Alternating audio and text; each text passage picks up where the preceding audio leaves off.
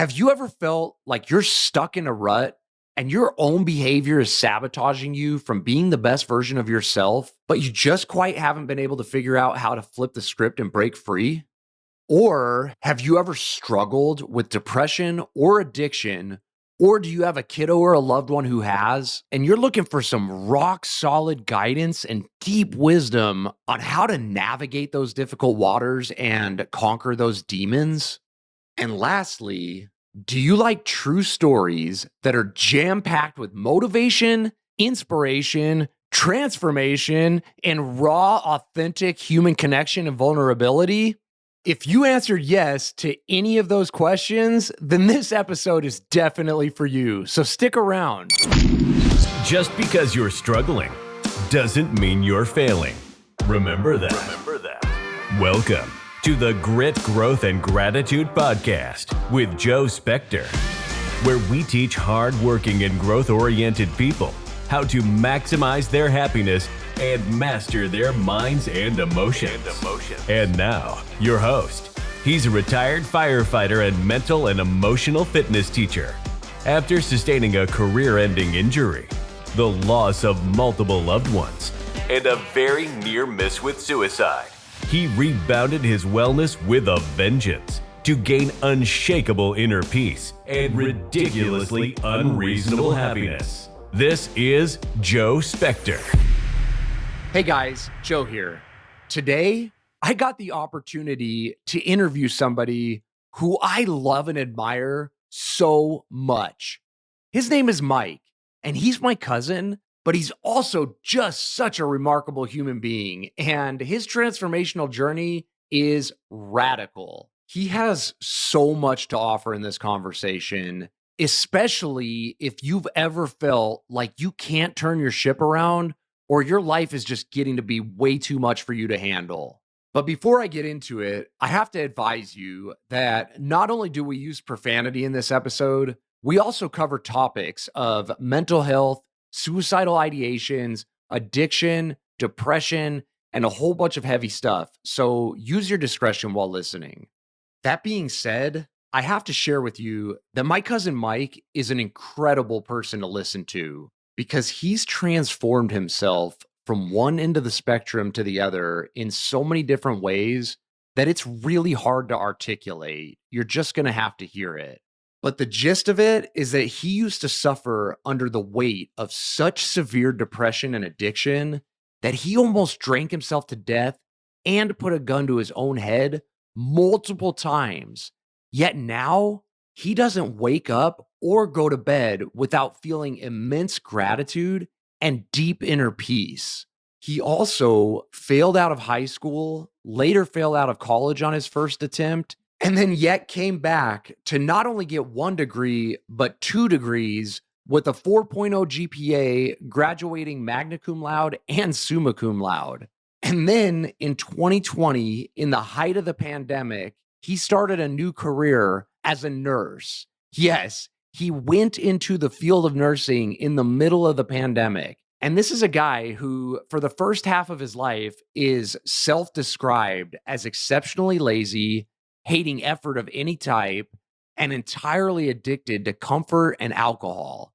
And yet now, he's just fostered this radical serenity, and he's mastered his mind and his emotions, and he has these exceptional wellness practices, and he helps people nonstop. He's just really an incredible dude with a crazy wild journey that I really think you're going to enjoy listening to, although it does get a little heavy at times. So without further ado, here's my conversation with my cousin Mike.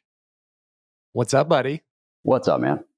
Not a whole lot other than sitting down to do my very first podcast interview with my favorite cousin, no less. And thank you so much for doing this, by the way, bro. I know it's way outside of your comfort zone, and I appreciate it so much, dude. And the reason I wanted to have this conversation with you is that your journey has been remarkable in a lot of ways. And I lived a lot of it with you, but I've never really had the chance to sit down and like unpack it all and to get your perspective and your feelings on a lot of what you've gone through. And now we're like both at the halfway mark of our lives, and It's so crazy to think about this, but my kids are damn near the age that you were when you started battling addiction and struggling with all of your mental health issues. And so I just feel like really compelled to have like a super raw conversation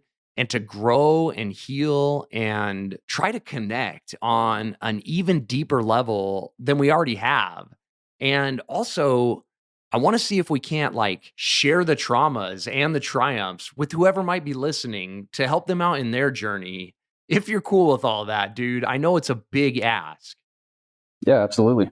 For sure. Because for people listening, we're cousins and we grew up together, but you were always on a slightly different path than me. We would hang out a lot, but I had my set of friends on the side that I would kind of party and drink with. And you had your set of friends on the side. Sometimes we'd hang out together, sometimes we didn't. And then you were always a little bit more responsible than me at the young ages. We were teenagers at least. And through the college times too, that you were kind of had your shit together more than I did. So we were around each other a lot, but you missed some of the things that I, was dealing with, and you saw some of it as well. So Yeah, I have like memory gaps, and I was hoping you could plug the holes on some of this stuff for me. if I can, I don't remember some of it myself. Well, yeah, you were blackout drunk during a lot of it. Yeah. All right. So, speaking of that, and we're going to get kind of deep here, but my aunt, your mom, got diagnosed with leukemia when we were 12, and she eventually passed away from that. And I remember going on that journey with you, but we were also kind of like latchkey kids, and nobody really talked to us about feelings. And so at that time, I didn't even really know much about what cancer was. And then all of a sudden, Aunt Cheryl had cancer. And then I was hanging out with you a lot, but we weren't like allowed to go inside of your house because your mom was sick. And I remember we were skateboarding a lot during that time. But again, dude, like Sophie is almost that age right now. And my kids have never experienced a loss like that. But we've lost 3 dogs, and they've lost multiple grandparents and all their great grandparents. And I have to sit with them in their feelings. Like, even if they're just bullied or have a bad, I shouldn't say just bullied, even if they're bullied or they have a bad day at school, like we do counseling, we do journaling, their emotions require a lot of attention. And yet, your mom was like fighting a gnarly battle with cancer. And I just kind of remember like being off in parking lots skateboarding with you and not really talking about it. So I'm just wondering, like, what was that like for you? And how did you find out? And like, did your dad talk to you about all that stuff? And did you process it eventually? Obviously, it led you into a whole shitload of terrible challenges, but it's just kind of one of the areas where I have my own memory of it, but it wasn't my experience. And obviously, we were super tight, hanging out 24/7. But like at 12 years old, I never really even thought about my feelings, and we never talked about that stuff back then. No, we didn't. I don't think it's very common for 12-year-old boys to talk about their feelings in that way, especially like major life things like that. My brother's 8 years older than me, so he was, when my mom died, he was already in college in a fraternity. So he had some support from his fraternity brothers and stuff who were a little more mature and knew how to interact with someone who had gone through something like that. But when you're 12, like my friends, they didn't know what the hell to say to me. But from my memory, my dad took me and my sister and my brother into his bedroom and sat us down and said, "Your mom she's really sick. She has cancer, and we're going to do everything we can." And it had already been a rough kind of year or two for me because they were going through a separation. I don't know if you remember that. My dad had I already moved do. out of the house and was living in a condo. And I used to go over there, and I didn't like going over there and stuff. But yeah, my mom she'd been sick with like a cold or a flu for like 2 months and just wasn't kicking it. And finally my dad told her to go to the doctor. And her blood work was all messed up. And she was, diagnosed with I think it's acute lymphocytic leukemia. But it kills you really fast. It's very rare. And she had a rare bone marrow type as well. No, none of us were a match, and she was on the list, but the list was, she had a rare type. So that didn't come through for her. And so I remember thinking at that age, when you're 12, you're kind of naive. At least I was. And I just thought, okay, no problem. The doctors are going to fix her and she'll be fine. But obviously that's not the way it went down. She got pretty sick, went through chemo. I just remember it being very awkward for me at that age, and I was very just, I was just blindsided by it. It was, a confusing time. I didn't really know how to react. I was probably emotionally immature for my age. I don't know what was going on, but I just remember thinking, just move about my life and ignore what's going on and it'll be fine. And I think that's why her death kind of like was such a big shock to me, because I hadn't really entertained the notion that she was going to die. I didn't even have that as a possibility in my mind. Like I said, I was just kind of a naive, optimistic kid thinking, yeah, it'll be all right. And then it wasn't. She was sick for a year and a half. She also had epilepsy, so she was having a lot of, I think, the sickness and I don't know if it was the meds, but I think it lowered her seizure threshold. So she was having seizures, and I'd come home from school, and one day I came home from school, my grandma was cleaning up a giant pool of blood on the floor, and like she had already gone to the hospital. She had a seizure and hit her head, and she was bald. She lost like 90 pounds, just looked like hell. She was throwing up constantly. I used to empty her vomit bucket for her and, try and take care of her. But I was also, I wasn't really old enough or mature enough to take very good care of her. That obligation mostly fell on my sister. Like I said, my brother was away at college. Karen was in high school. So she pretty much took the brunt of like driving my mom to her doctor's appointments and things like that. So like you said, I would, go hang out with you and just try and be a kid. But it was a lot to deal with, and I didn't know how to deal with it. And like I said, it was, when she died, I know it was weird too, because my dad is a great man, but he's not really emotionally, he's not into the emotions. So for, he and I didn't really talk about it either. His thing is, he has a lot of healthy habits, but some of them aren't, they're not accessing emotions. It's like you go to work and put your head down and you get through shit, which I think there's something to be said for that. But I didn't do any counseling or anything like that. And it hit me hard. I don't know. It seemed like everything changed at that point. Some of it's kind of a blur, but I was crushed. When my mom died, it was devastating. And I didn't really know what to do. I didn't know how to act. I remember having all kinds of weird thoughts. I never ran them by any adults either. I would just think these things, like, okay, am I allowed to have fun? Like, how long can it be before I'm seen having fun? Like, is it a year? Like, what's, but I wasn't the type. I was kind of a quiet, introspective kid. So I wasn't the type to really ask adults about that and, ask for what I needed, or, I was confused. I didn't know what people did when their parents died. None of my friends' parents had died. I didn't know what that was like. So, and then, some kids at school were either didn't know what the hell to say, so it was super awkward, or they're kind of cruel about it. Like one kid I remember was like, "You're a liar. I don't believe you." It was like 2 weeks after she died. So it was just a shitty time of my life, And then, yeah. So I don't know what you remember of that time, but I remember being with you, going to the funeral, and bits and pieces like that. I remember your mom stepped up big time and helped out as like became like like kind of a mother figure to me. Yeah. Fuck. Man. Thank you for sharing all that with me, dude. That's brutal. That breaks my heart listening to that. But like I said, I had some awareness and memory gaps, and I hadn't heard a lot of your perspective on that. So that was really good for me to hear. And to answer your question, yes, I do remember your parents were separated. I remember hanging out with you a lot at your dad's condo and again, skateboarding, and just kind of, you would share a little bit with me that you were uncomfortable with that whole situation, but that was like the extent of really how much we discussed it.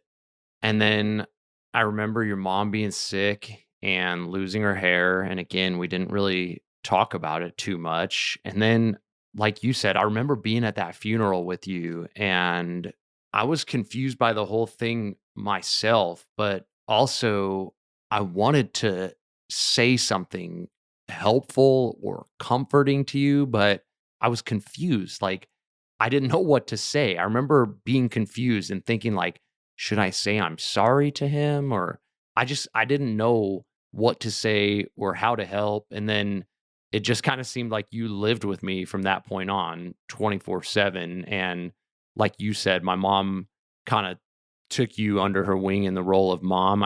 I know I spoke with her later on. She told me that that was something your mom had asked her to promise her that she would take care of you guys, and seemed like we kind of shifted from cousins to brothers at that point, which, like, I don't want to say is awesome because that was such a tragedy, but if there is a little light in the darkness, I'm so grateful for the relationship we had, and not having an actual brother. We've discussed this many times. I know a lot of people say, "Oh, he's like my brother," but like, no, we literally grew up like brothers, and I'm so thankful for the bond that we have. Yeah, for sure. Okay, so that was terrible, and then I remember it wasn't too long after that that you started drinking heavily. Do you remember when that first began? I remember the first time I ever drank, I was walking home from school. I think it was seventh grade, I want to say. I was, really small for my age. I probably weighed 95 pounds. And I say that because of when I say how much I drank that first time. A friend of mine from school said, "Hey, do you want to come over to my stepdad's apartment and drink some alcohol?" I was like, "Yeah, I want to do that." And I have no idea why I was so eager. I was like, "Hell yeah, let's do that." I was with another friend and he was like, "Nah, I'm going to go home. I'm not going to do that with you guys." But my reaction was like, "Yep." So started doing shots of vodka. And I did, I don't know. He said he drank less than me, so he could remember some of this. But he said I drank about 20 shots and then lost count. And it was a big blur. I got really sick. His stepdad came home and found me laid out on the floor covered in vomit, this little kid. And he was probably, so he brought me to the hospital and my blood alcohol concentration was like 0.48. They said you should be in a coma or dead. That's oftentimes not survivable, especially for a kid, and so not someone with any tolerance at all. So then I remember my dad told me, "Hey, this is probably a good thing this happened because now you learn some healthy respect for alcohol." And I was like, "Yeah, I'm never doing that again." And then high school years came on and I found myself drinking again. And I remember it was like I had found this amazing thing that was going to just fix everything. I felt so good when I drank. All my problems melted away. The anxiety was gone. I mean, this pretty commonly, when you hear alcoholics talk about the early days of their drinking, is kind of right in line with what most will say. I had found this tool that's going to get rid of my anxiety. I had been what I now recognize as pretty badly depressed. I didn't know that it had a name. I didn't know I didn't know what depression was back then. But starting like right after my mom's death, probably a little before even, I remember having this feeling, this fearful feeling. I didn't know what I was afraid of, but it was definitely fear-based kind of an emotion, hopeless feeling, just this heavy darkness surrounding me that I knew was probably not normal. It didn't seem like other people my age had that, but that was lifted when I drank. And then I could have confidence and go up and talk to people. I could go talk to girls. I could do all this shit that I wanted to do that I thought people with courage did. I thought this is what normal. This is making me normal. So I felt abnormal, and the alcohol in my mind made me feel like I was normal and that I could cope with life. It was just this amazing thing I had found, So of course I wanted to do it as much as possible and for as long as possible. Turns out it's not compatible with being a responsible, normal person. So, I did not do well in school as a result. I never held a job until I got sober. I was fired from most of my jobs. Problems with family, problems with the law. You saw me go through all that DUI and underage drinking arrests and all that stuff and massive emotional instability. I was a mess during that whole time. I was a completely non-functioning person. Okay, so your mom passed away shortly thereafter at 13. You got your first taste of alcohol and you drank so much that you, by all reasoning, probably should have ended up dead. Then what happened after that? I remember high school was bananas, dude. You were off the rails. It was sometimes fun, but most of the time scary. I lived through it with you, but can you give me your perspective of what the high school years were like dealing with unprocessed emotions, grief, and uh, newfound alcoholism? My dad was working pretty hard, going on a lot of business trips, and I was left alone probably too much for my own good. Not that I blame him for that, because some kids would have been just fine, but I wasn't. I was throwing parties at his house. I was drinking all the time, any chance I could get. I found all the friends I had were friends that were also drinking heavy. So, you fit in with the crowd of people who aren't going to challenge anything that you do. So, I was like, I think I was like the worst one of that group, though.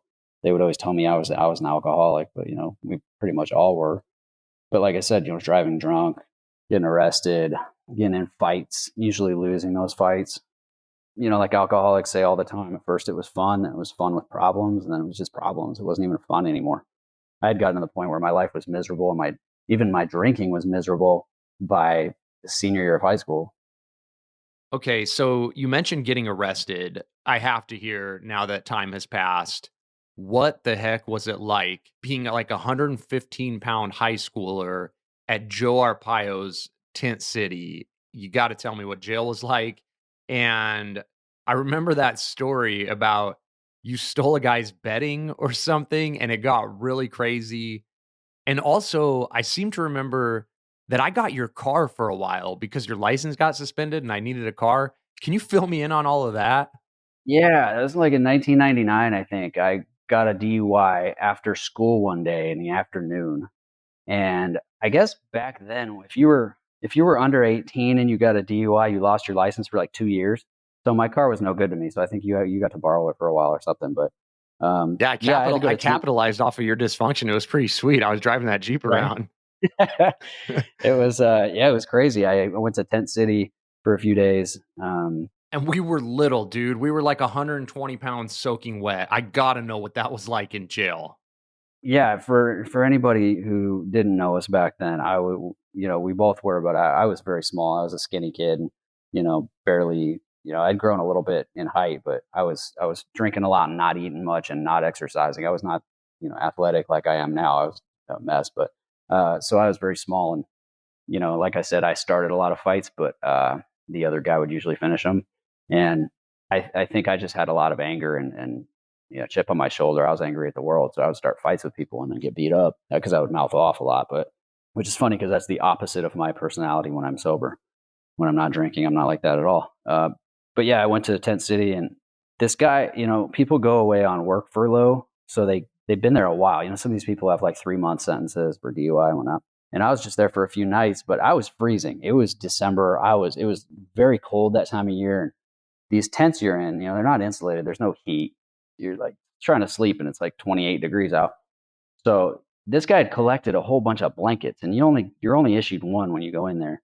So he had this thick stack of blankets. So I was thinking I could like take some of his blankets and return them in the morning before he got back. But the way he had made his bed, I thought I would mess it up too much. So I just climbed in his bed. And then and then before he got back, I hopped out and tried to make it look presentable. But he came back, he could tell someone had slept in his bed. And there's all these like gang member kids in there, and they ratted me out like in a second. They're like, it was that guy. And so this guy was going to beat me up. And then luckily they called me to go to the front and get released. So I didn't have to face that. So, didn't get beat up. But This guy, he like Goldilocks you, right? Like he was like, "Who the fuck was in my bed?" Is that 100%. right? Yeah. If Back I remember and the story, you were like laying in your bed, like pretending nothing had Well, happened, right? pretended to Or be what? asleep. I pretended to be asleep in my bed with my back turned, and he's like, "Who the hell's been sleeping in my bed?" He's a grown ass And man in jail, and you're like a yeah, 19-year-old skinny teenager. This had to be fucking terrifying, dude. oh, it was terrifying. I thought I was going to get killed. And like I said, the gangster kids in there ratted me out Come on, man. Snitches get stitches. What the fuck? like right away too. And then he was, came up, pulled me out of the bed, and he was in my face. He was going to hit me. And then they called my name on the intercom, and they're like, report to the front. You're being released. Oh, So I Saved by the took off. Bell, dude. Oh, percent. I took off running. I was out of there. Oh my gosh. But How long were you in there that's for? 2 just, days or 1 day? I think 2 days. Yeah, it wasn't too bad. It was my first DUI. So I guess the cop or the judge was lenient, but could have been worse. Could have been a lot worse. Obviously, you were drinking a shitload when you were drinking. How frequently were you drinking? At first, it wasn't that often. Every few weeks, I'd go to a party. There'd be some beer there. We'd, drink it. But it got more and more. I got a job at a golf course, and we could steal beer all the time out of that place. So we did that. We would just find ways. I was drinking probably 4 or 5 days a week by my senior year of high school, junior and senior year. Okay. My friend had graduated a year before I did. And he moved into a house with two guys, and their job was to deliver beer for Budweiser. They drove trucks for Budweiser. So we would go to his house, and for some reason, they were much older than us, but they didn't care if a bunch of young kids were hanging out at their house, apparently. So I'd go over there, the whole fridge would be stocked with beer, and they didn't give a shit. We'd just give them some money, and we'd hang out and drink all the time. We would steal alcohol. I'd steal it from wherever I could get it. And so, yeah, it was like several times a week. I could always sober up for a day or two. I got really, really bad hangovers back then. Most people I know that age didn't, but so I was feeling either horribly hungover or drunk pretty much that whole time.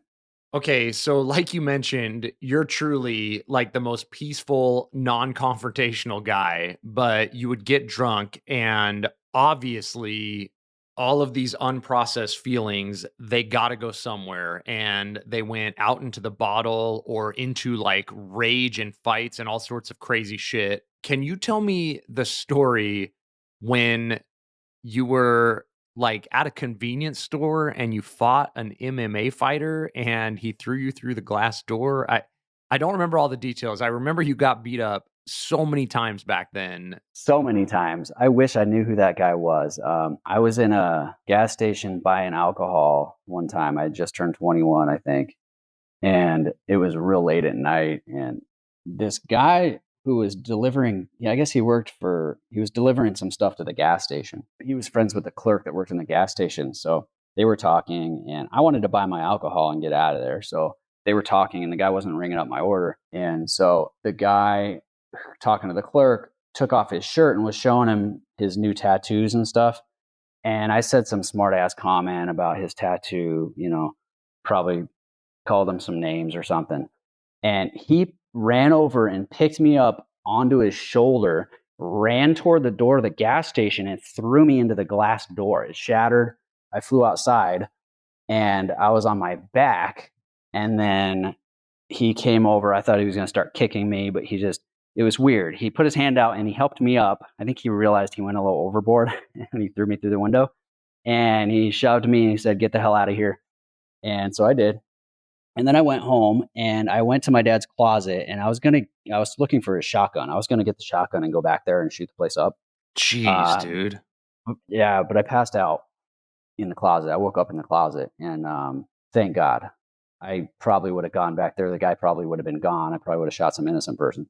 I could have been in Fuck. prison right now. I But don't know you as somebody who's capable of violence, so that's so weird. But obviously, that's not you. That's like repressed young man emotion, grief, alcohol, like yeah, crazy shit. It's just so weird to hear that coming out of your mouth, you know? exactly. I was already suicidal by that time. So I don't know. I didn't really have much value for my own life. Pretty hopeless at that point. So Ugh. yeah, the reason I knew it was an MMA fighter was because I went to that gas station again the next night to buy more alcohol, and the clerk was laughing, and he said, "Do you know who that guy was?" He said, "That guy's a cage fighter. He does that professionally. He's he's an MMA fighter. He could have killed you." You were an Yeah. involuntary sparring partner there for a minute, dude.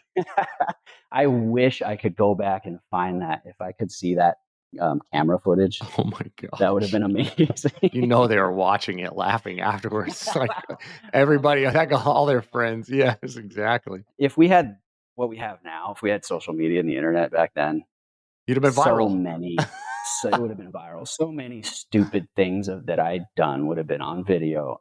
I feel bad for kids nowadays. That's just embarrassing. Most of my embarrassing moments weren't video recorded. They were just in people's memories. Most of them. Some of them were.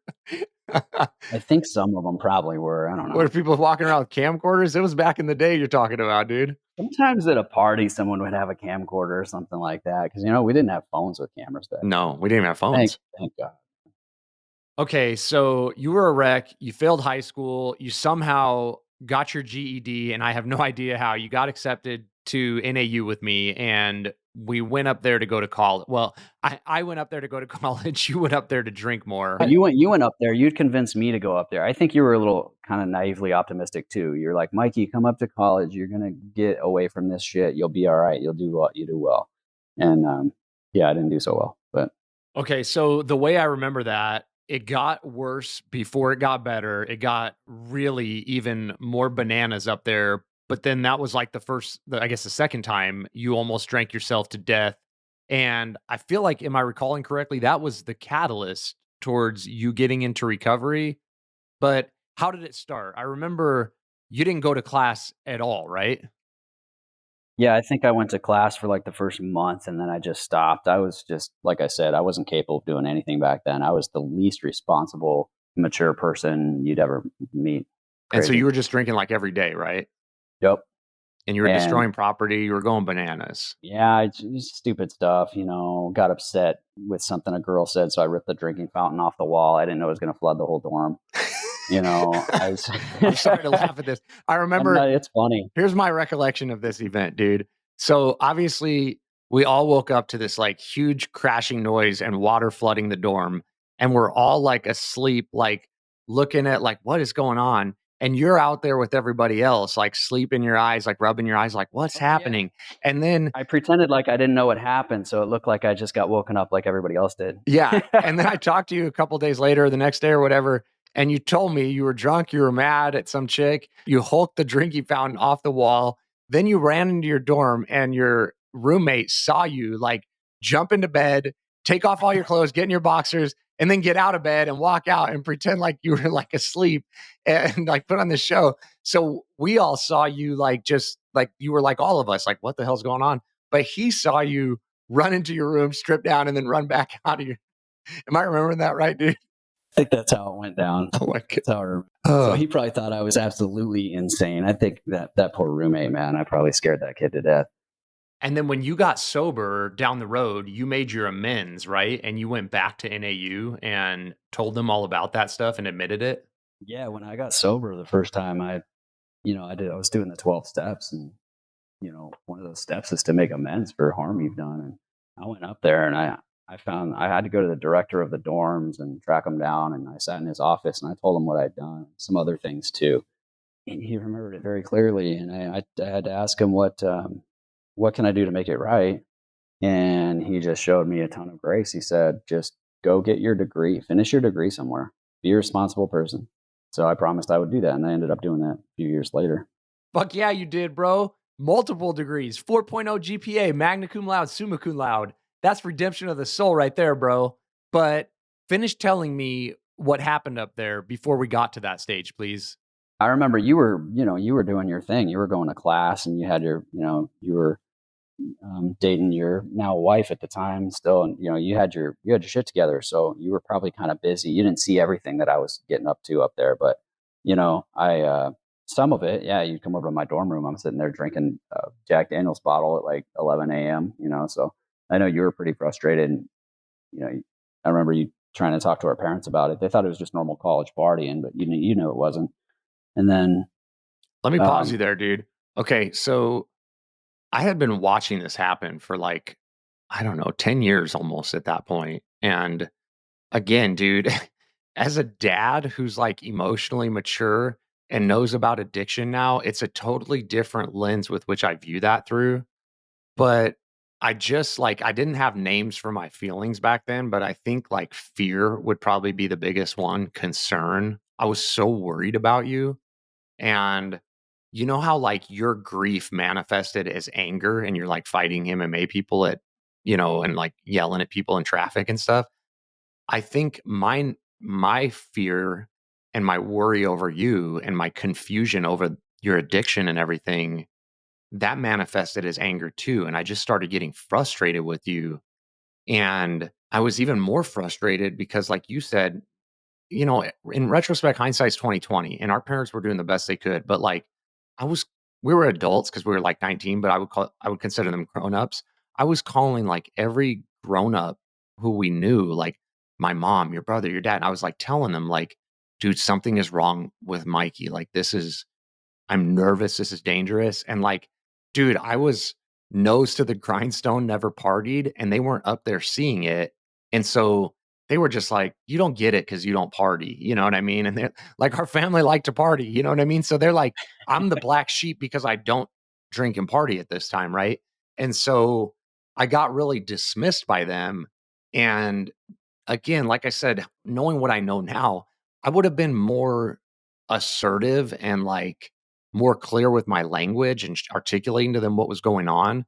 But I was pretty docile, so I just kind of got shut down. I got really frustrated. I'm getting to a point here. So one day I walked into your dorm room and I think you were supposed to be in class. And like you said, it's 10 in the morning and you're staring at a blank TV and you have like an empty bottle of Jack Daniels that you're like drinking out of and you like drank the whole fucking bottle and you're just shit faced in the morning. And so this is weird, dude. It's interesting that you brought that up because I was uncomfortable calling our parents and telling them about that. Like it took a lot of nerve to like share that with them. And I got totally blown off. And I was like watching you deteriorate. And like now I picture my son in your shoes, dude. And like how hurting you must have been at 19 and how challenging that must have been.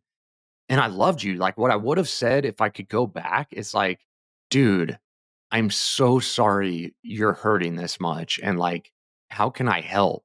And like, I would have sat with you in it. But instead, I got mad at you, dude. And I called you a fuck up and I threw your backpack at you. Do you remember that? Yeah, I vaguely I remember that. picked up a backpack full of books and I threw it at you. And I was like, you're such a fuck up. And I left your room. And like, honestly, bro, because of the way I conduct myself, I'm not mean and I very rarely do things that I like feel bad about. And when I do, I quickly recognize them and I make amends. So I don't have a lot of like shame and regret, but that's honestly one of I sit in that still. I fucking hate that I did that. I'm so sorry, dude. Like, I know I'm different. You're different. It is what it is. But like, we've never talked about that. I feel terrible about that. Like, especially like I said, dude, like I just picture Sean in your shoes and like, oh, you needed a fucking hug, not one more person to make you, especially your ride or die, to like tell you were a fuck up, which is already how you were feel. I don't know, dude. It hurts, man. I'm sorry. I wish I knew then what I know now, and I could have loved you through that. I understand why you did that, and that was your reaction. And I don't know if it would have made any difference if you were nicer or supportive in certain ways or not. I don't think that's how alcoholism gets fixed. Just by being because some people are enablers and they're very nice to alcoholics and addicts, and they just get shit on and it doesn't work. So I don't think it would have made any damn bit of difference. I needed more. But I can understand why you feel the way you do now, of course. But at a certain point, I probably did need someone to say what you're doing is not all right, and it's not acceptable, and you can't continue that. That's not what I said. So And I get what you're saying. I wouldn't have made you hit rock bottom and get treatment, but it's just such an asshole. I wasn't a dick. I have grace on my former self. I yeah, was a young, confused kid who was frustrated and scared for you. But I don't know, man. That one just hurts, dude. So I'm yeah. sorry. Well, lots of regrets, man. I got plenty, but I try not to frame them as regrets nowadays. And just with the information I had at my developmental level that I was at, that's what happened. Yeah. I would have done things differently now, but I'm a 41-year-old man now. Of course, I would do things differently. But so yeah, during that time, shit was getting pretty bad. I tried to, I tried to hang myself with a belt in the communal bathroom in the dorm, And it hurt so damn bad that I pulled myself up. Luckily, I had the upper body strength to pull myself back up that belt and untie it from the pipe I had tied it to and drop to the ground. And, someone came in and was like, saw me sitting on the floor with a belt around my neck and breathing heavy. And he's like, are you okay? And I was like, I'm pretty fucking far from okay, dude. And he left. And then I just went about my life. That's just how it was for me back then. I cut the hell out of my arms with a razor blade pretty bad one time. I didn't really want to die. I just wanted to be out of that pain. I was in so much, I don't know. I couldn't manage life. Life was too much for me. I don't know why. If it was because, there are other people who've had far worse things happen to them than me, but for whatever reason, that's just how it was for me. So I ended up getting really sick up there. I had pancreatitis real bad and 2 kidney infections. I had another suicide attempt.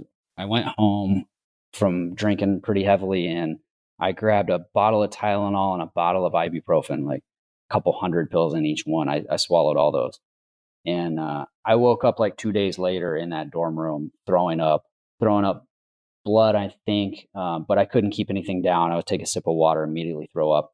Felt like someone had beat my kidneys with a baseball bat. It was horrible.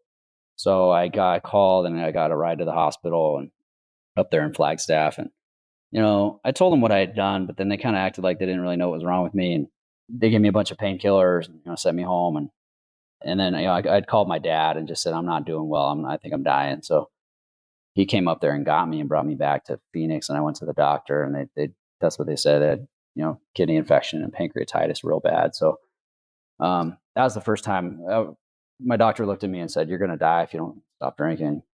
And I continued to drink for another year, I think. You were like, that's the plan right now. That's what I want, kind of, almost. Yeah, it's like, I don't really give a shit at this point. I was so miserable, I didn't care.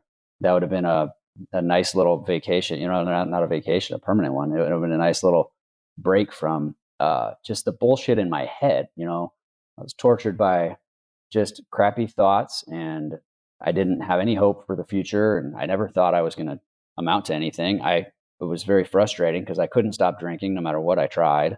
I would try to limit it. I would try to only drink beer. I would try to only drink on the weekends. I would try to stop on my own. I would last. I remember one time you challenged me and I somehow miraculously didn't drink for like 3 weeks or a month. I think it was a month.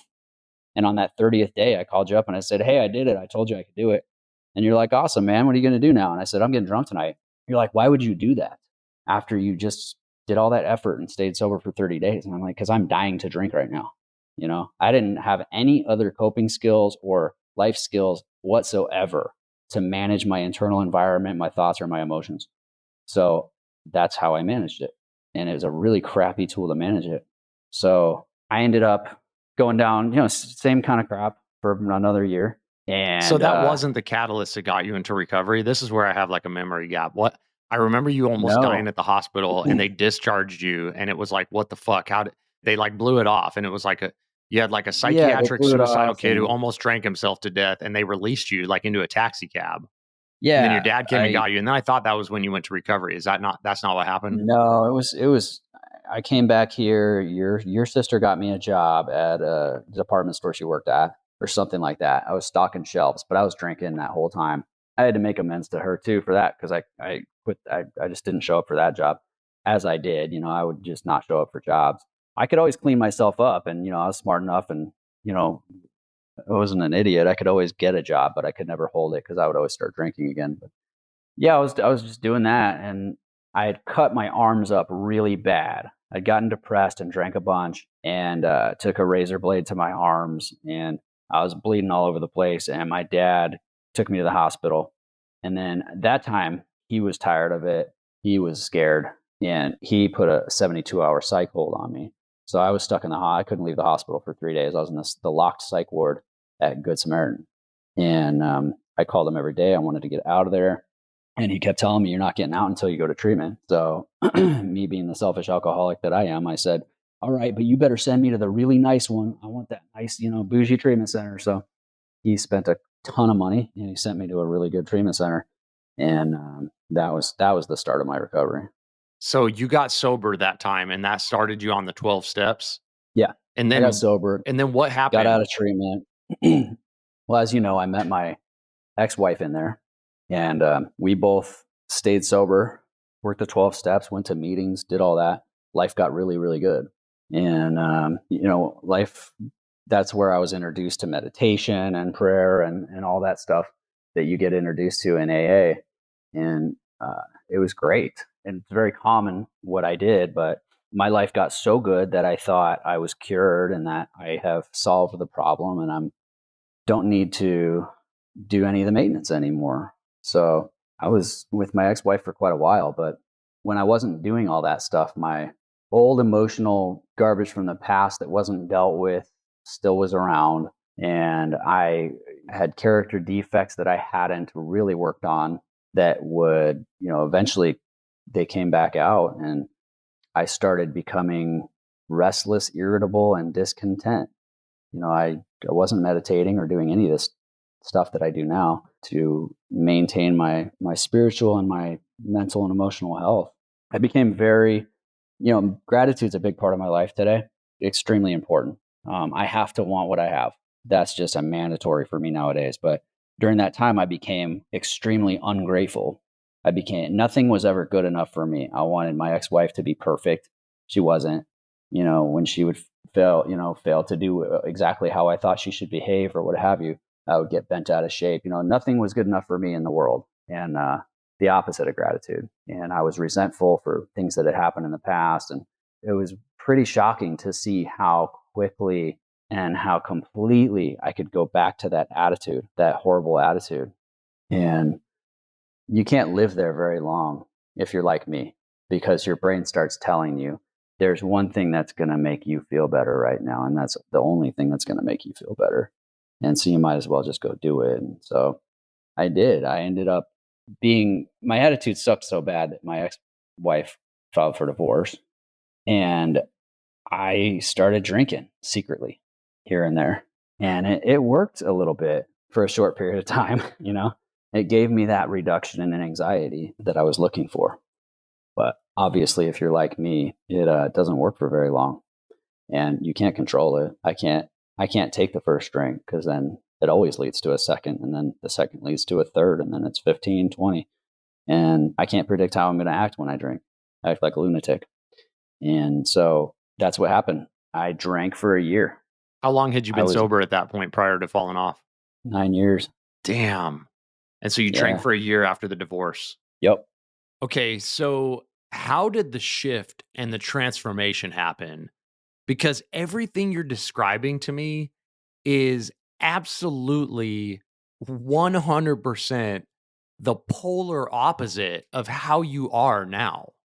A lot of people get sober because they're having problems with their family. The family pressures them to get sober. Maybe there's an intervention. Maybe they lose their job. Maybe their health is poor. They're having legal issues, that sort of thing. There's a lot of externals, a lot of things that go on that push someone towards getting sober. They're tired of dealing with that bullshit, and they know they have to change. And this time around, after my divorce, I had a little bit of money. I had not yet been arrested.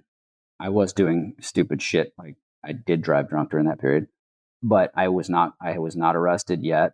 I wasn't broke. I wasn't homeless or destitute, nothing like that. And I was keeping it pretty well a secret because I wasn't around my family much. So none of them knew I was drinking. So I didn't have any of these things.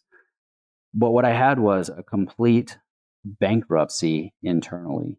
I was the most empty shell of a person that I've ever encountered. And I can see it in other people now. I can recognize it because that's where I was.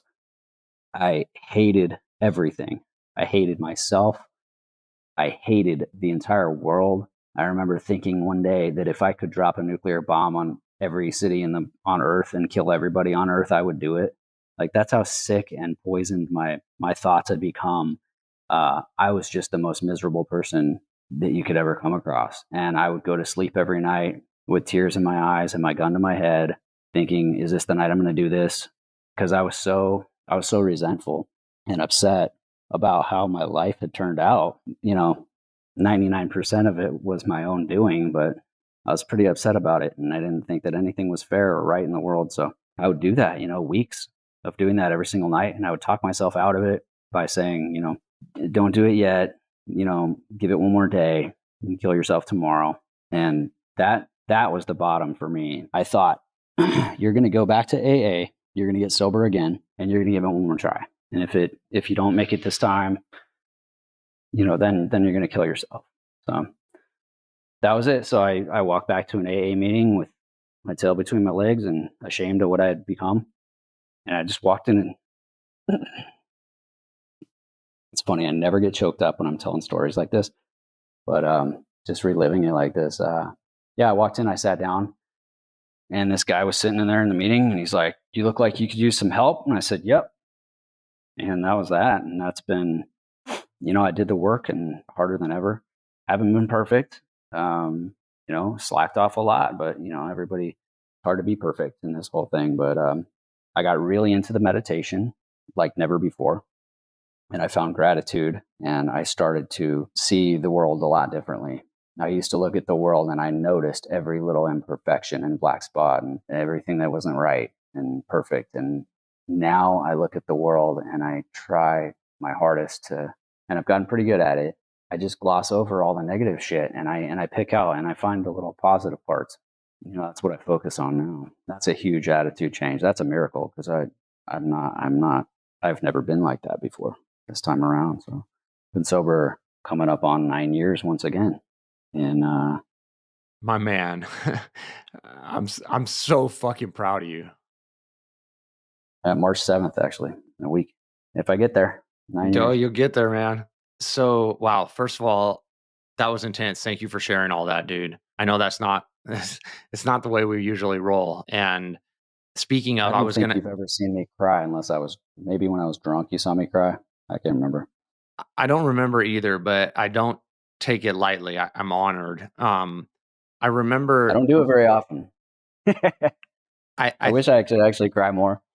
Speaking of, okay, so that's going to lead me to my next set of questions. So a couple things I didn't want to interject, but I had so many thoughts going through my head while you were speaking. So part of the reason why I've started doing this podcast and all this stuff is because I too had a gun in my mouth. And I, I want people to realize how important their mental and their emotional and their spiritual fitness is, because it can happen to anybody. I was the guy who people leaned on. I never had emotional issues until I got there in a totally different manner than you. Like I had so many, the death of so many loved ones, and then my physical health and my career and all this stuff. And I wasn't like trying to take the easy way out. Like you said, I felt like I was drowning and I needed to come up for air. Like I have big shoulders. I can tolerate a lot of pain, and I just could no longer tolerate the pain, and I went temporarily insane. And I want everybody to build up their resiliency so that maybe life doesn't deal them a shit show like it did to us, but so that they never, either A, you never get to that point, or B, if nothing traumatic happens to you, then you're thriving. But like, I think it's super important to acknowledge it and share it. And the more I open up and share this, the more I step outside of my comfort zone, the less uncomfortable it is for me, because the more guys talk to me in private and tell me that they've experienced similar things. But I remember one of those time periods, you called me and told me about that you had a gun to your head and that you weren't going to do it. And I remember like asking you, like, dude, I just lost Sean. My other best friend passed away. Like, please don't do it. And you're like, well, no promises. I'm not going to do it today. And I remember thinking, this is how quickly this can shift. Like, here we are 10 years later, I got a gun in my mouth. I remember when that happened thinking, I didn't have an emotional clarity like I have now, and I hadn't been on the journey that I had now. I remember thinking, like, what the fuck is going on?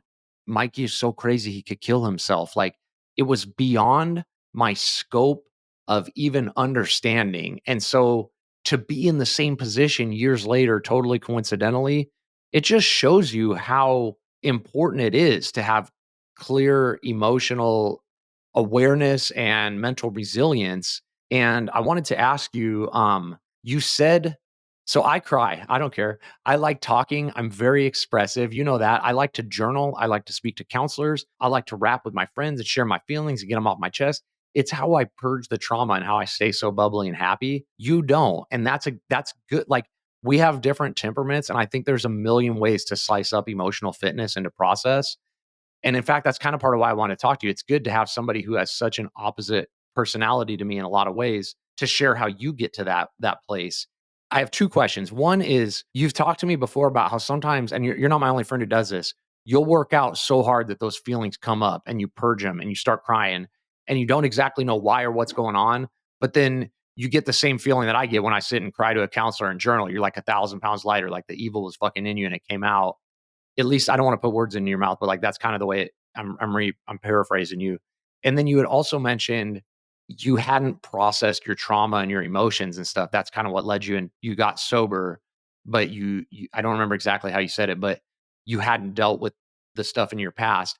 How did you end up dealing with that? Like, I remember you were trying for a while and you were dealing with ketamine and didn't really take and all this stuff. Like, how did you reconcile your past and process, if you did, your trauma, and how do you go about purging that stuff nowadays, since like being not as extroverted and expressive like I am? I've always been more introverted and a little on the quiet side. So my process for dealing with things is a little bit different than certain other people. There's probably a lot of people out there like me, though. For one thing, I was very desperate when I got sober this time because I had been broken so badly that I was willing to do anything. You're supposed to be willing to do anything it takes to stay sober when you get sober because you have to. It's just addiction and alcoholism is very powerful. You got to do some things you didn't want to do. So you can't be, I had to crush any part of me that was stubborn and said, fuck that. I'm not doing that. That's stupid. Or that's a silly suggestion. I don't want to do that.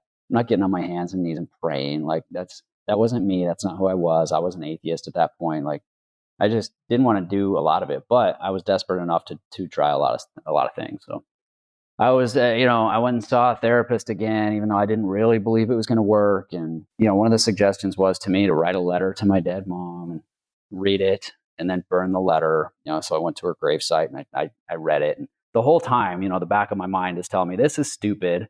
This is silly. I feel dumb doing this. This is not going to work anyways. But I did it anyways. So a lot of it was just having the maturity, I think, finally to do things anyways, even though part of me thought it was stupid, or silly. So I did a lot of stuff like that. The mindfulness was a huge, huge aspect. For some reason, prayer doesn't, I don't know what other people are feeling when they pray, but for me, it's not where the magic happens for me. For me, it happens during meditation. And then after meditation. So I try to practice things. I don't beat myself up, but I hold myself to a much higher standard than I used to. I try to be more lenient with others than I ever was before. Little things like that. Because a lot of things, it's the little things that pile up on you, I think, that take you down in the end. Because the little things are the ones you ignore. If a major tragedy happened to me tomorrow, my guard would be up. I'd be thinking, I got to really take care of myself. I got to make sure my recovery's tight so I don't pick up a drink over this. My other people will be there to support. But on a day-to-day basis, when little things come on, it's easy to brush them off and say, yeah, that bothered me, but I'm going to ignore it. I have to stay on top of the little things. And it's not hard, but there's discipline there. I have to be diligent and just little practices every day. And I could always be better. But whether it's saying a little mantra to myself while I'm at work or sitting down for 10 minutes to meditate, these are the things I have to do to moderate and maintain my internal environment. Because I know damn well that if I forget I'm an alcoholic or if I forget to do these things, that I'm not cured. Life is a long journey. There's no point where human beings get to in their life where they're like, cool, I'm all done. I'm all set. I'm going to coast from here on out. There's always maintenance work to be done.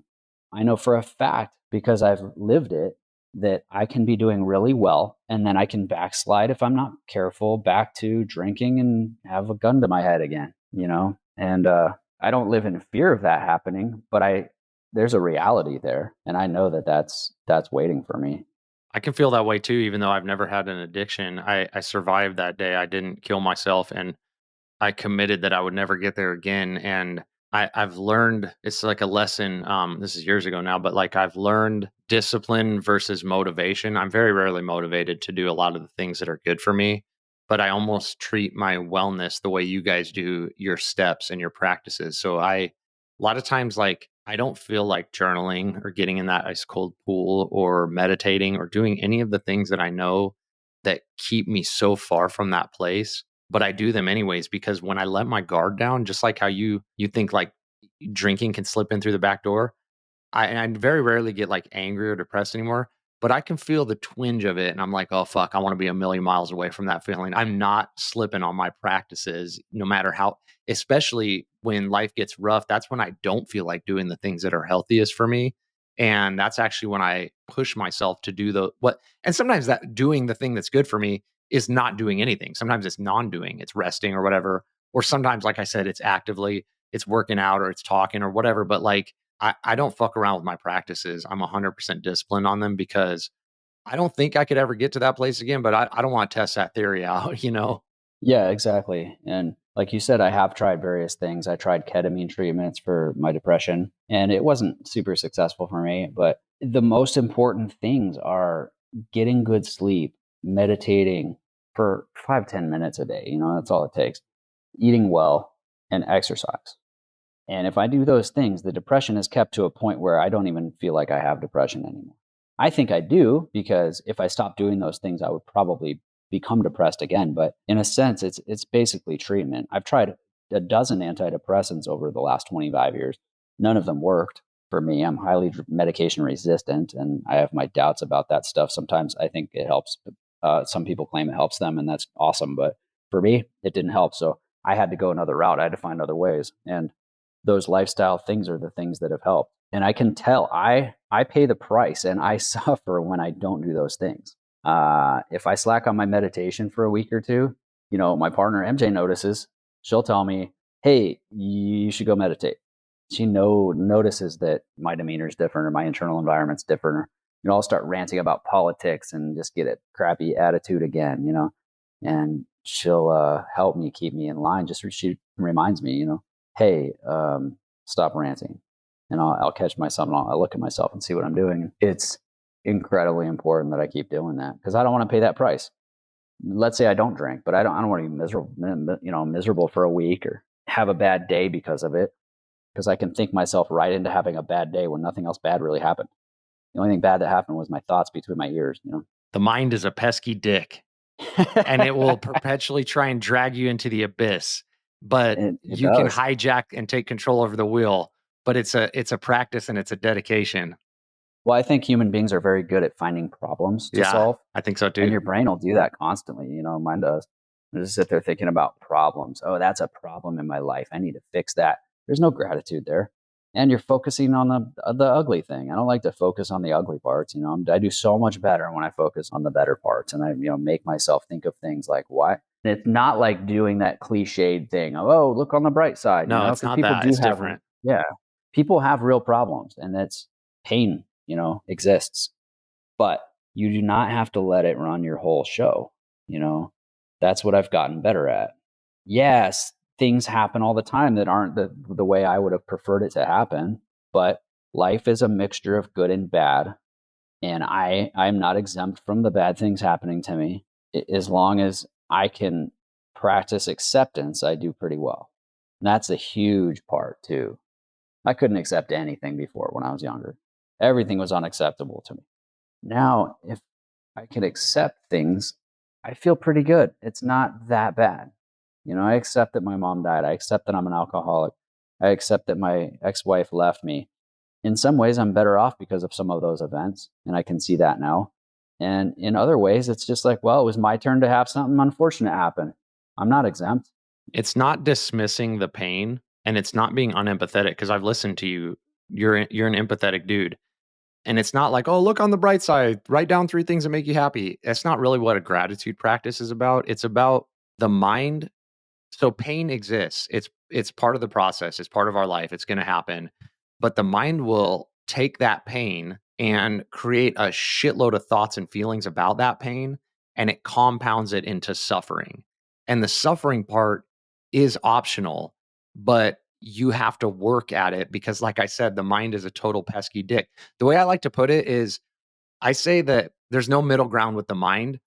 It's your mind and your emotions are going to make you their bitch, or you're going to make your mind and your emotions your bitch. And meditation allows me to make my mind and my emotions the bitch. I take control of the wheel, but it's never like into submission. I'm always having to punk my mind out by stopping and breathing and surrendering and accepting, because these things that happen, they're like a brick wall. Like my mom died. It just happened a few months ago. But like if I run my head against that brick wall, the brick wall isn't changing, but I'm cracking my head open and making it hurt much worse. I need to just like figure out a way to climb over the wall or sit next to the wall. It's not about like saying that that thing doesn't suck or it doesn't hurt and not processing it. It's non-resistance and surrender and acceptance. Those are very challenging practices. And that is where, for me, the beauty of the meditation practice comes into play, to be honest with you, because if I can sit still with my breath and tolerate my thoughts or my neck hurting or that loud noise, you do that time and time again, and you get muscle memory and you get focused on coming back to the breath, relaxing with your body, surrendering to whatever thoughts you have going on. And it translates into the rest of your life, at least for me. Absolutely. I used to have this thing written on my wall that I taped up there, or my bathroom mirror or something in my house. I wrote, "Let go or be dragged," Oh, it's so good. because all I ever used to do was struggle against the current constantly. I end up in the same place. Now I'm just tired and frustrated as well. Might as well just relax a little bit and let go of, I can beat myself up and put myself through hell. It's not going to make any difference. I just, suffered unnecessarily. And what was the other thing you were saying? You were Well, saying something about, I don't know if this is what I was going to say, but I do those grief letters pretty regularly. The first time I went to counseling, Grandma Margaret, our grandma, had died, and my dog Roxy had died within 5 days of each other. They both died, and mm, it was fucked up, dude. And I was like sitting there trying to write Grandma's eulogy. Roxy wasn't at my feet. I was just hurting so bad. And I got into counseling, and he had me write letters to Sean, my friend who had passed away of an overdose, my dog Roxy, our grandma, and write these letters. And again, dude, everybody is very resistant to this practice until they do it. But like these grief letters, they're like fire, dude. And it's like fucking walking through them. It's so painful, but it's also like such an amazing way to, I don't want to say have closure, but reconcile and process those feelings. And you have to walk through it and feel it to heal it. And to experience that pain, it's very, very painful. It's very uncomfortable. But then you read them, and then I still do them, by the way. Like I've written a few of these letters to my mom just recently, and I read them. I look at pictures of her and I read these letters until I either can't tolerate the tears anymore, until there are no more tears to cry. And then I feel 1,000 pounds lighter for weeks. I mean, it's amazing. So it's very much like, it sucks doing it, but it's incredible. And I think a lot of people, they think they've processed their trauma or their grief, but then you ask them like, "Oh, what did you do when your dad died? How did you process that?" And they're like, "Oh, I don't know. I just kind of like moved on." It's like, no, man, that shit's in there, bro. And it's stored the fuck up, and you got to get it out. And I'd like to walk with you on this, but it's painful. Like for my firemen friends out there, CPR on a baby while the dad is watching and crying, that shit doesn't go away. And there's lots of different ways of doing it. But I have found that writing those expressive writing letters and reading them out loud, and then different ways. Some people burn them, some people keep them, whatever, delete the document. But like, dude, it's powerful, man. I thought it was some hokey, bullshit, to be honest, until I did it. And I can't explain exactly what happened, but what it feels like when I think about it now was when I used to think about my mom, it would be negative emotions would come in, and my brain would kind of think of it as like some unresolved problem or something. And after I did the letter, it was like my brain had released that problem and said, "It's not a problem for us anymore. We don't have to wrestle with it and struggle about it and think about it much. It's gone. We let it go now." It was a weird, like, letting go kind of thing. It refiles it like on your computer, like it puts it into, it's not gone. Of course, your Yeah, mom still died. That's never not painful and terrible, but it doesn't need to be a thing that is consciously or subconsciously harming you or weighing you down anymore, even though it's still there. exactly. And now when I think about her, it's more neutral, or I think about good things that, I remember about her. I don't think about like, oh, death and how horrible she looked, and how, oh, it was so unfair to me that, that happened, and all this, negative, stuff. Now it doesn't bother me when I think about her. And some people will say, "Oh, that's because more time had passed," but man, that's not what it was, because this has been, it was like 20 years before I wrote that letter. So It's weird how the body keeps the score and that stuff doesn't go away either until you do it that. It has doesn't. to It's go. really weird. What I find is sometimes with these deep losses, I'm good for a while. And then I see a picture, and all of a sudden, instead of it being a fond memory, the tears or the pain start coming again. And then it's time for me to write a new letter. And then I go back to Mm, the practice actually. I don't like it. it's It's always I interesting. procrastinate it. Like I know I need to do it, but then I sit down and I do it, and it's so powerful. And it keeps me feeling light and happy, and For it sure. helps me, like you said, maintain that ability to watch a video of my lost loved one and smile rather than cry. And that's so beautiful, dude. Hmm. Yeah, it's amazing. Okay, so what about dogs? I noticed that you started getting a lot happier when you started getting dogs. And so this is weird. Like you didn't used to dig meditation, and then all of a sudden I remember you're like the person who I can talk to about meditation the most now. And so it's like, "Oh, I love this. We have this common interest." And then like I've always been obsessed with my dogs, and you never disliked dogs, but you never owned dogs. And then all of a sudden, I think I feel like I noticed a huge like humanity opening up and personality shift when you started getting dogs, and it like swole my heart up. Is that correct? Well, two things for me happened when I got dogs. So I got rescue dogs. They had some issues. So for one, anytime you're put in a position of being responsible for something else is generally, in my experience, a positive thing for you. So I got some responsibility there with looking after these dogs with issues. So that was good for me because anytime I'm thinking about something else other than myself, probably a good thing. And then the other thing is I've learned a lot from dogs. You just watch dogs. They're the ultimate. Animals are in the moment all the time. They're not thinking about what are they going to do next month? How are they going to make more, money? They're not thinking about any of it. What matters is right now. They're not even planning for the next meal. They're just in the moment. And that's their default setting. So I watch them and it's amazing. Eckhart Like, Tolle and calls they're, them the guardians of presence, and he says you should watch your dogs and your cats and just like learn how to just be in the moment. They model I so love much that. to us. I like to say, because I've lost three of them now, they live only such a short amount of time because of everything you just described. Like we come into this world and we have like 80 to 100 years if we're lucky, and it takes us that long to learn to like lean in, love hard, be present, not hold grudges, have gratitude. We're like slow learners.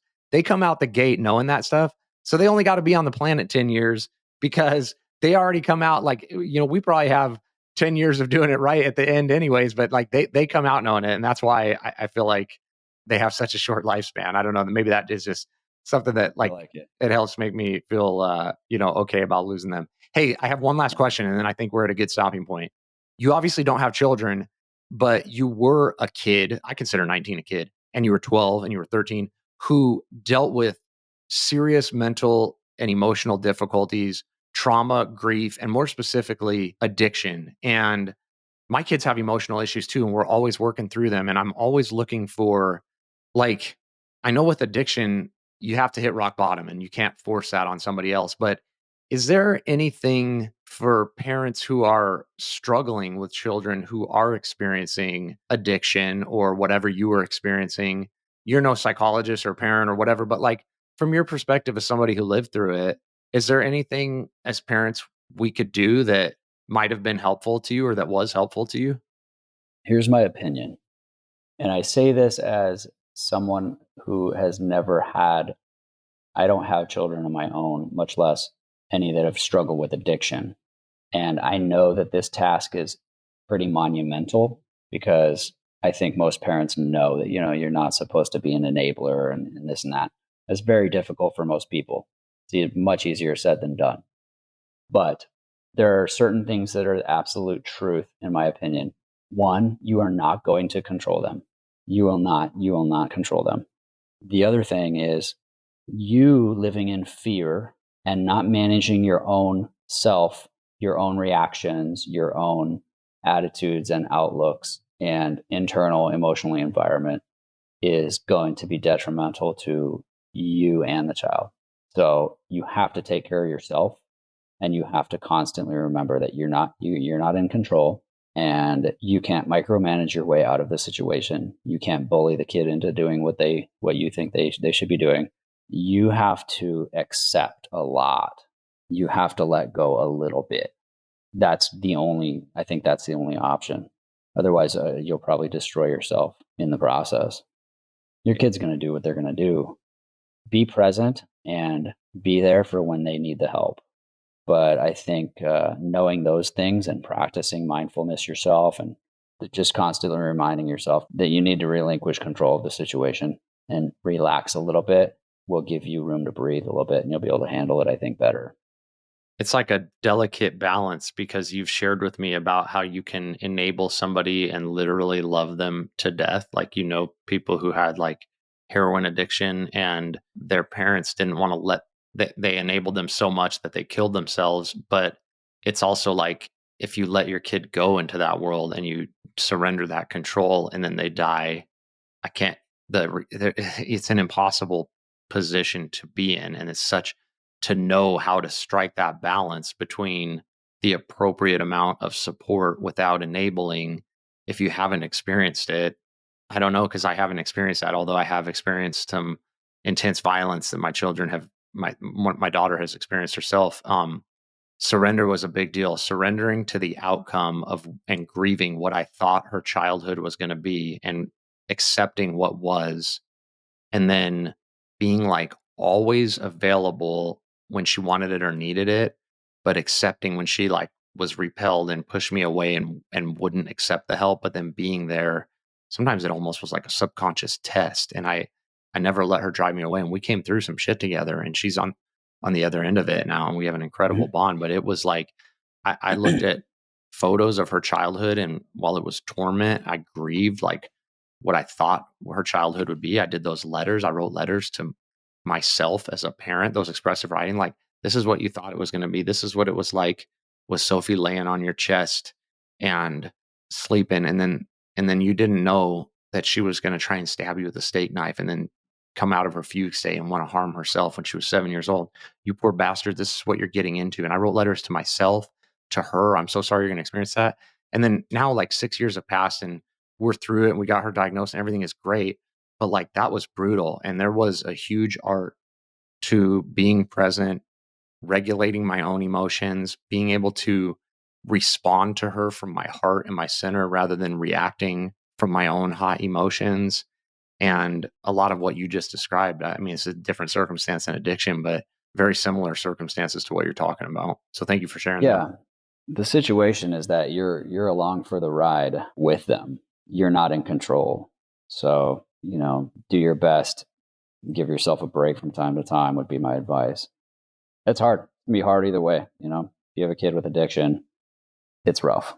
But, being around other parents who've gone through it or who are going through it currently is a huge help too. If you feel like you're the only person going through this, it's just going to be way worse.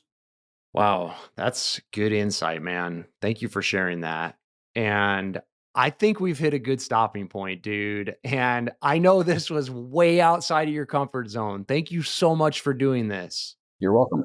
We kind of went into the want. We didn't even get into like, you're an incredible human being. You mentor people, you help people become sober, you model emotional regulation. You're like an upstanding member of the community. You went back and got 100 degrees, not just 1 degree. You're a nurse through COVID. Like, dude, you've done so much amazing shit. You flipped a crazy set of circumstances in life on its head.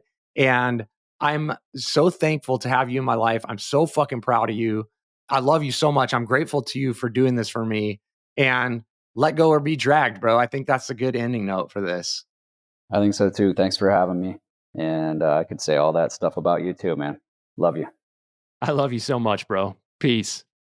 I really hope you enjoyed that conversation and that in some way it helped you out wherever you're at in your journey. Before you go, I got a favor to ask of you. Please subscribe and review this podcast. It is the best way to help us grow our show and to reach people who could benefit from our content. And if you leave a review, snap a screenshot, and send me an email at the address listed in the show notes, I'll send you 2 free super dope stickers. Other than that, thank you so much for listening. Stay calm and stay strong. Peace. Thanks for listening. This has been Grit, Growth, and Gratitude with Joe Spector, your source for mental and emotional fitness. Just because you're struggling doesn't mean you're failing. Remember that.